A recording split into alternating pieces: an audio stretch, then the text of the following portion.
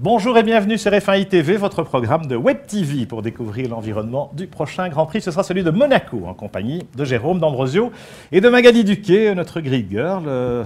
Alors Magali, Monaco, on connaît bien. Ah oui, c'est la Mecque de la Formule 1. On ne présente plus la principauté, il y a 35 000 habitants sur 2 km². Et ça va être particulier cette année puisqu'il y a le mariage princier. Le Grand Prix est un événement mondain qui dépasse largement le cadre habituel de la F1. Notamment à cause du prestige de l'endroit, mais aussi c'est pas très loin du Festival de Cannes, et du coup, toutes les stars se ruent sur le rocher. Voilà, on va avoir quelques starlettes, Jérôme, cette année encore, sur le Grand Prix. Alors Monaco, moi je suis à la maison, il y a 30 ans que j'ai posé mes pénates là-bas, dans la foulée de Jackie X et Thierry Boutsen, les glorieux prédécesseurs de Jérôme. Comment vit-on ce Grand Prix le plus fou de l'année, Jérôme ?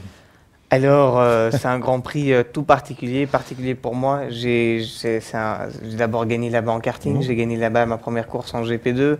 C'est un Grand Prix, je veux dire, du côté sportif très excitant parce qu'on est entre des rails, on n'a pas le droit à l'erreur et c'est un rush d'adrénaline assez puissant.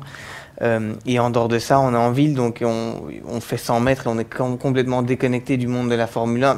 Entre guillemets, on peut aller manger au restaurant normalement, enfin comme si on était dans n'importe quelle ville, donc c'est assez particulier, c'est un Grand Prix très sympa. Alors la piste elle-même, il y a cette ambiance très spéciale, d'accord, mais la piste elle-même c'est quoi? C'est comme une espèce de tunnel C'est un espèce de tunnel, il faut surtout pas perdre sa concentration, il y a des virages clés où il faut vraiment, comme la piscine, je pense qu'on parle beaucoup du tunnel, mais c'est assez facilement à fond, même si c'est à plus de 300 km/h, alors que la piscine, le virage de la piscine, c'est un virage très technique, difficile, le mur est à 50 cm, donc comme j'ai dit, un gros rush d'adrénaline et beaucoup de plaisir. Voilà, Monaco, c'est vraiment un Grand Prix, pas comme les autres, un tracé complètement anachronique. On y sera encore, ce sera dimanche, le coup de 14 h comme d'habitude.